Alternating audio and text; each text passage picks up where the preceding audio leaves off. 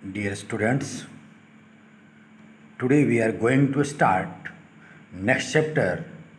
Name of the chapter is Electric Currents and its Chemical Effects.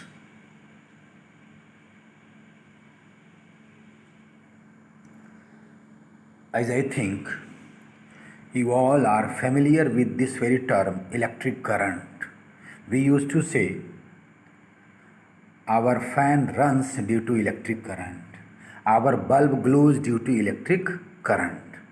That's why I am thinking you all are familiar with this very term, electric current. Right? We also used to say current flows through a wire. Current जो है एक wire से flow करता है. कुछ ऐसे भी materials हैं जिससे कि मेरा करंट नहीं फ्लो करता है, and on that very basis means whether a material is conductive in nature means allows current to flow और not. On that very basis we categorise materials into two categories. Right, we categorise materials into two categories. One is known as conductor and another one is known as insulator. Question is this, what do you mean by conductors? Conductors किसको कहेंगे? Then simply we used to say all those materials which allow electricity to pass through them easily are called conductors. वैसे सभी material जिससे कि electric current पास करता है उसको हम लोग इलेक्ट्रिक करंट कहते हैं. As for example,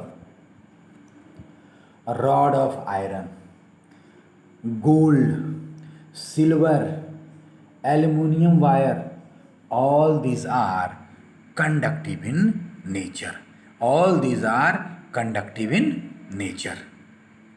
Right? And another type of material which do not allow, another type of materials which do not allow electricity to pass through them are known as insulators. वैसे materials जो कि electric current को पास नहीं होने देते हैं, they are known as insulators. Example, very very good example, wood. Wood is very good example. Through wood electric current can't flow. Plastic, plastic से मेरा करंट नहीं फ्लो कर सकता है. बुक, कॉपी,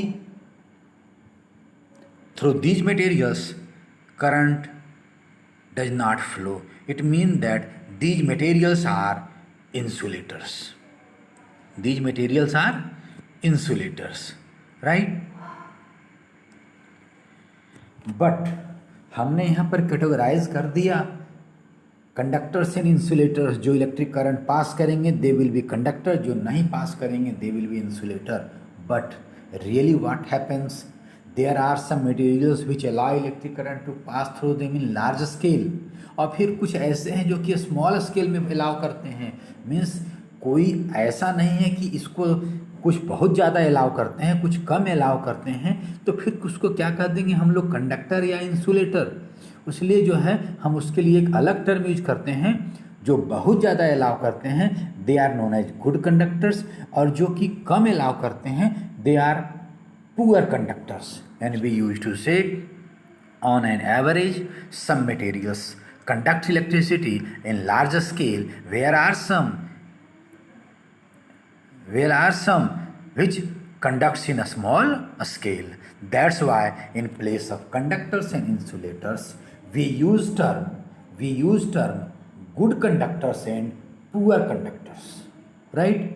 भाई कुछ जो है लार्ज स्केल में कर रहा है, कुछ स्मॉल स्केल में कर रहा है, तो उस स्मॉल स्केल वाले को क्या कह देंगे. सबका वैल्यू इलेक्ट्रिक करंट पास करने का अलग अलग है. तो जो ज़्यादा अमाउंट में पास करता है उसको हमने गुड कंडक्टर्स कह दिया, और जो कम अमाउंट में अलाउ करता है they are known as poor conductors. Right.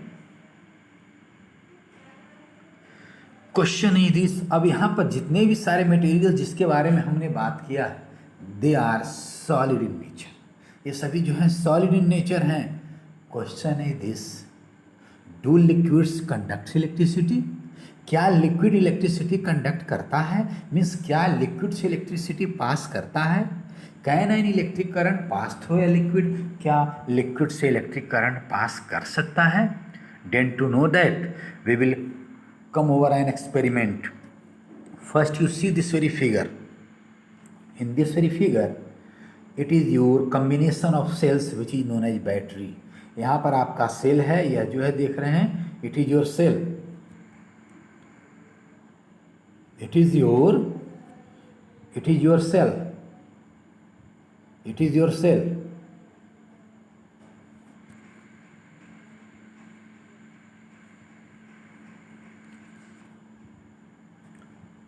See here, it is your cell, right? What is here? It is your battery. What is battery? Then combination of cells is known as battery. अगर ढेर सारे cell जो हैं जुड़े रहते हैं एक साथ तो वो बैटरी बनाते हैं. It mean that it is your battery, and it is your bulb. These two are connected by connecting wires, metallic wires. इधर भी एक वायर निकाले हुए, इधर भी एक वायर निकाले हुए हैं. This whole combination is known as continuity tester. Why continuity tester? तो पहले आ जाइए वर्ड टेस्टर पर. टेस्टर मीन्स विच टेस्ट, जो कि टेस्ट करता है. Continuity means electric current continuous flow करेगा या नहीं करेगा. अगर एक एंड से दूसरे एंड तक पास हम लोग जो है करंट फ्लो करेगा नहीं करेगा कंटिन्यूअस वे में. That's Y this very instrument or this very setup is known as continuity tester, right?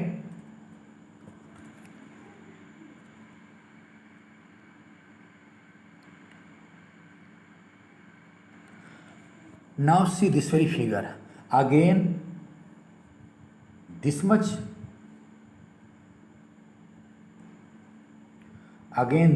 part, you can say this much part is your continuity tester. Here is your battery.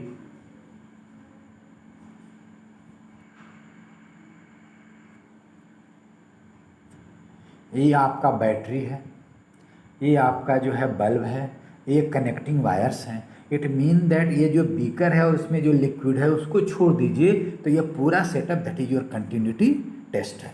Now what we have done here, इस continuity tester के दोनों end वाले wire हैं उसको हमने एक इस जो है बीकर में एक लिक्विड लिया.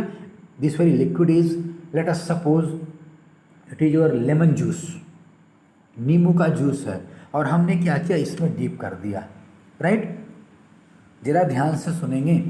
पहले जरा सा इस फिगर पर आने से पहले जरा सा देखो तो अगर जो है हम लोग इसको यहाँ से यहाँ कनेक्ट कर दें, then what we will say, now our circuit is closed. Here you have cell, here you have bulb, and here you have connecting wire. Circuit is closed, so it is sure that our bulb will glow, right?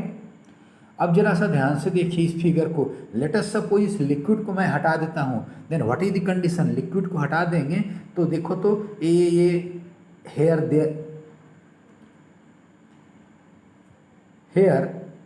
There is breakage. यहाँ पर breakage है. It mean that circuit will become open but it mean that our bulb will not glow.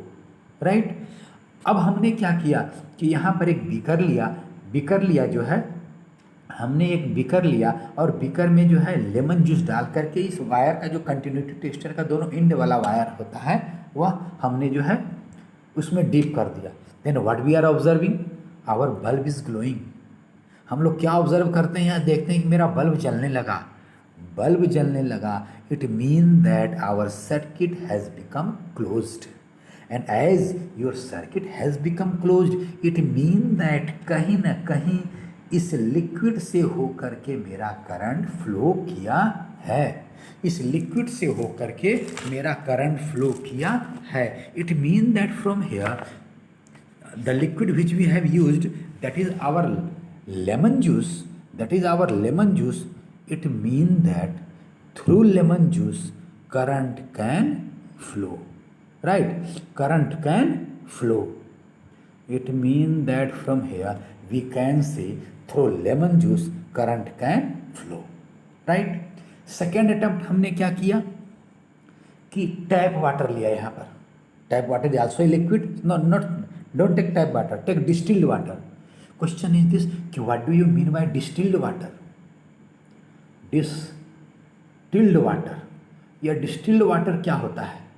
Then listen, ऐसे जो हम लोग water, the ordinary water which we use that is not a distilled water, अगर उसको vaporise कराओगे, मान लो उसको heat करो, तो जो वाटर वेपर उसमें कन्वर्ट होकर के, वाटर वेपर में कन्वर्ट होकर के ऊपर जाता है, और फिर उसको जो है कंडेंस करके फिर वाटर में कन्वर्ट करोगे, then the water which you will get, that very water is distilled water.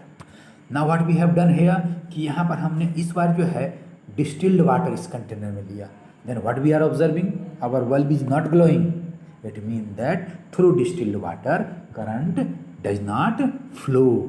It means that distilled water is not good conductor of electricity. Means distilled water does not allow electric current to pass through itself, or not?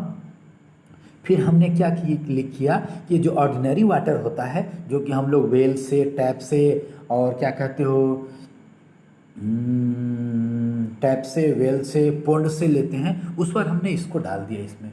Then what we are observing? Again our bulb is glowing. What does it mean?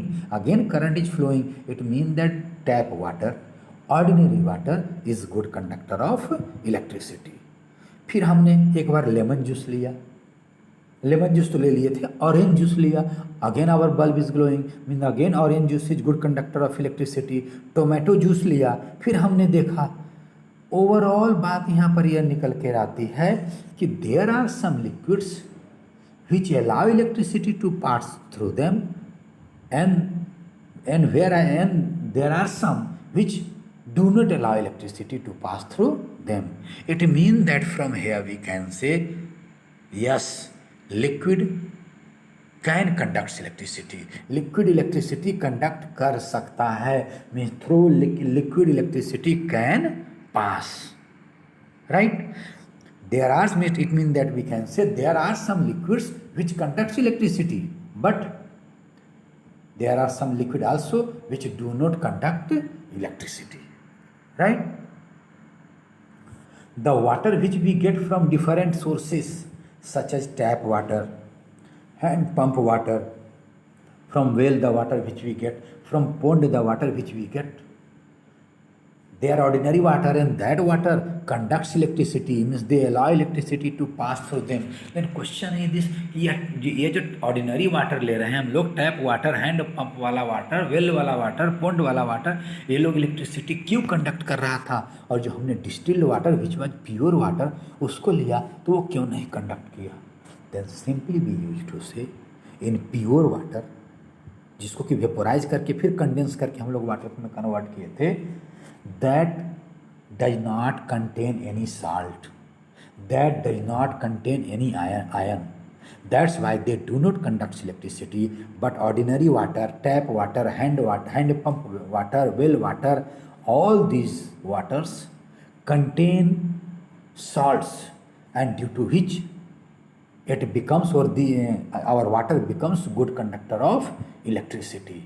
It means that presence of different types of salts, ordinary water and ordinary water makes conductive in nature, right? Question is this, again we can say what is the cause of this very conductivity of liquids? Then simply we can say due to presence of salts. Question is this कि यह salt होने से क्या होता है, water में अगर हमने सॉल्ट्स डाल दिया जो है तो क्या हो गया, right?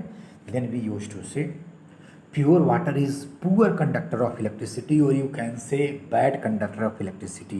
But ordinary water, tap water, hand pump water, well water, pond water, that contains different types of salts, जो कि हम लोग अभी ऊपर में पढ़े, due to which it becomes conductive in nature, right? तो क्या होता होगा?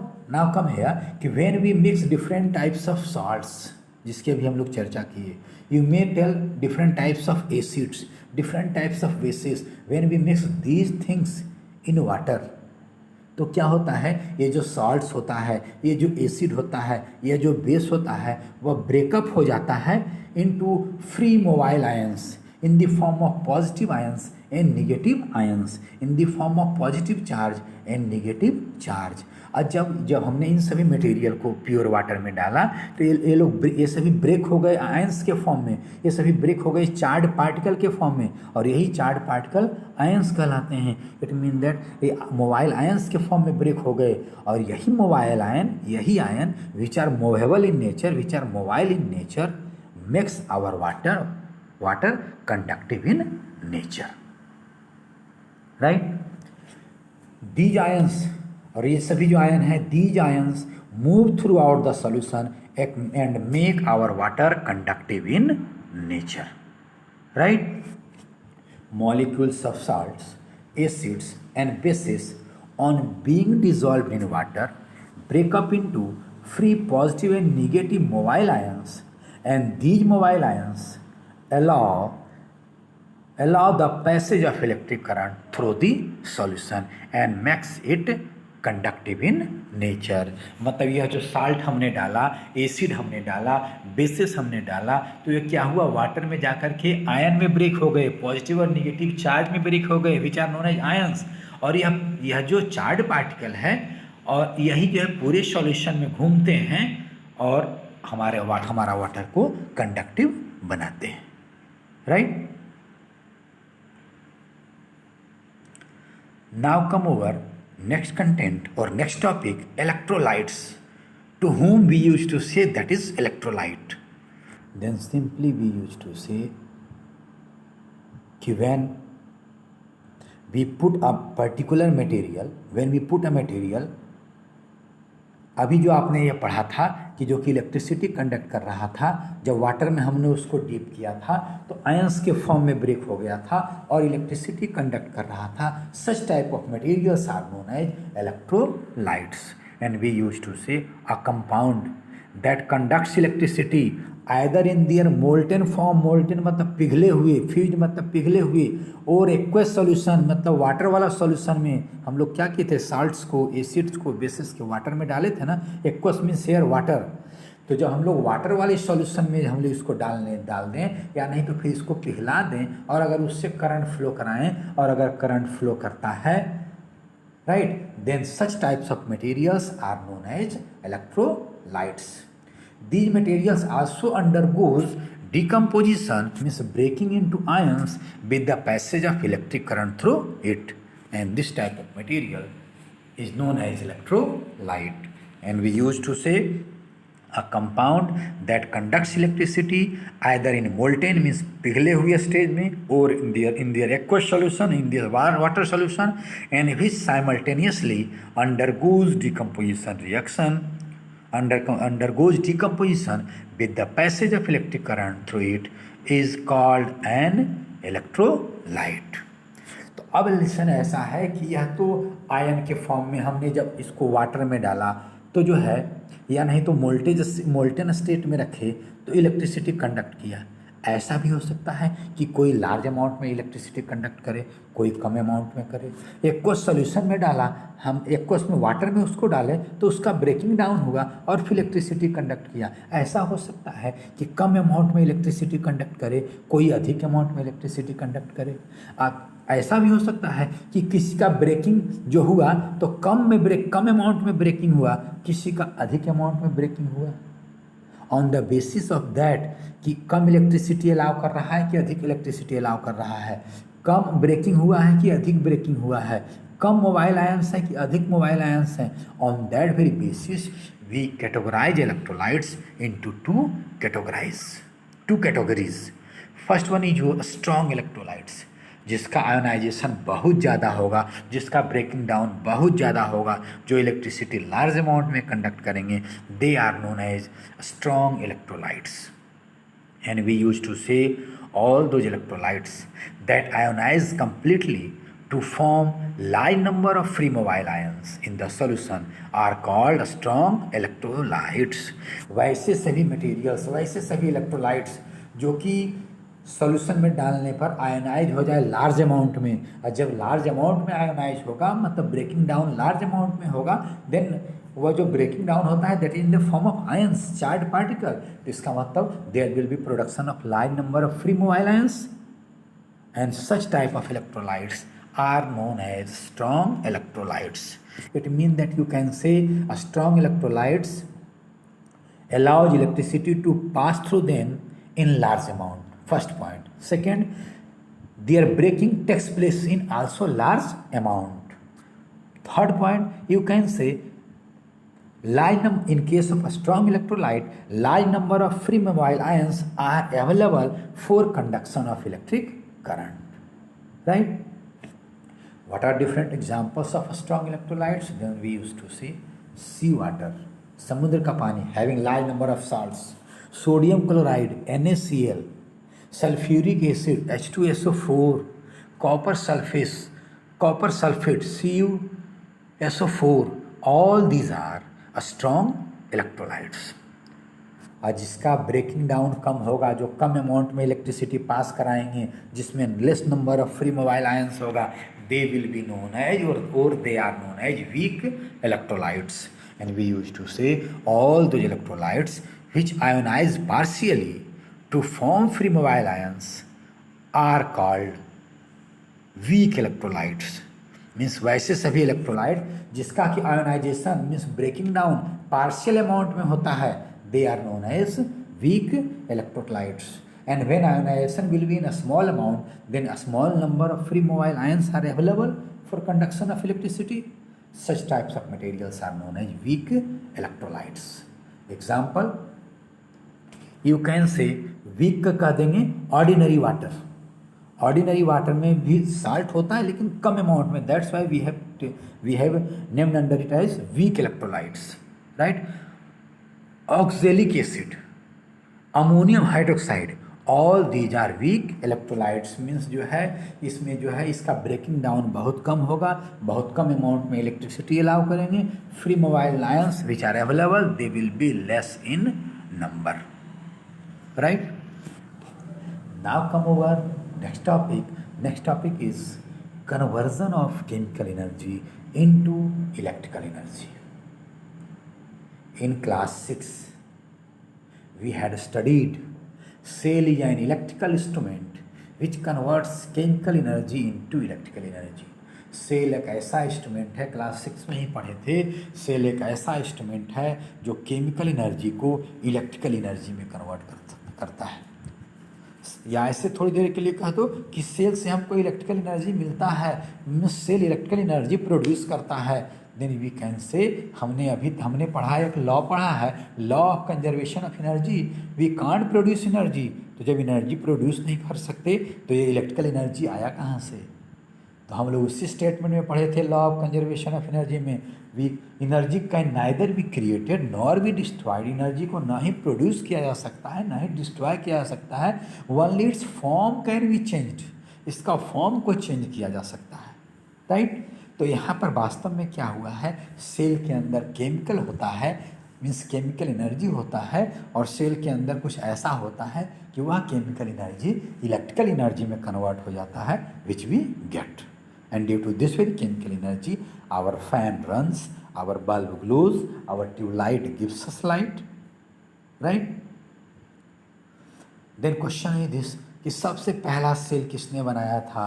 We used to say first cell was made by, invented by, or discovered by, you can say, Mr. Alessandro Volta, and in the honor of his name, that very cell was named in honor of his name, और उसका जो नाम था, name was voltaic cell. Question is this, इस voltaic cell में क्या होता है? Then see here you have bulb which is connected to connecting wire, and these two connecting wires are connected to two rods, zinc rod and copper rod. These two zinc rod and copper rod are known है electrodes. इसको हम लोग electrodes कहते हैं. और ये दोनों rod जो हैं डाइल्यूट सल्फ्यूरिक एसिड में डीप कर दिया गया है. डाइल्यूट सल्फ्यूरिक एसिड में डीप कर दिया गया है. And due to after dipping what we observe after few minutes, after few interval of time, what we are observing कि मेरा बल्ब जलने लगता है. बल्ब जलने लगता है, it mean that in this very circuit flowing of current is taking place. कहाँ से आया करंट भाई? करंट तो था नहीं, तो हम लोग कह देंगे यह जो केमिकल है डाइल्यूट सल्फ्यूरिक एसिड, उसके पास केमिकल एनर्जी है, वह केमिकल है मीन्स उसके पास केमिकल एनर्जी है, उसने केमिकल एनर्जी को कन्वर्ट कर दिया इलेक्ट्रिकल एनर्जी में, right.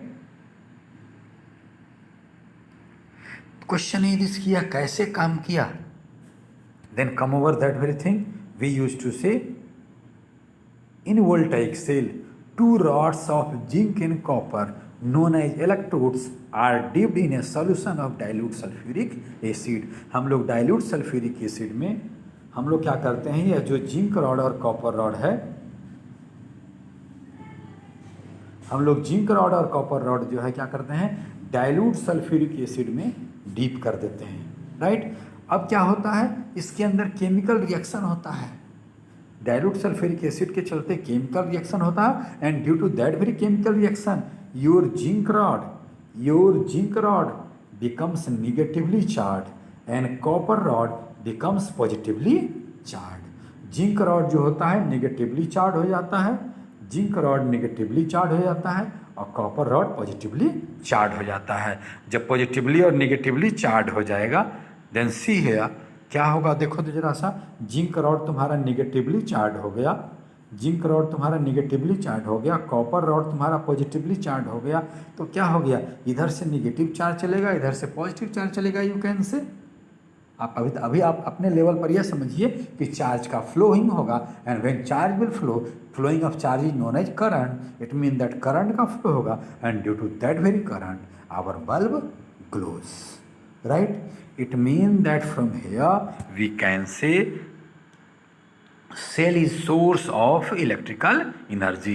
Inside this cell there is chemical energy which gets converted into electrical energy, right? And ultimately we get electrical energy, right? Okay.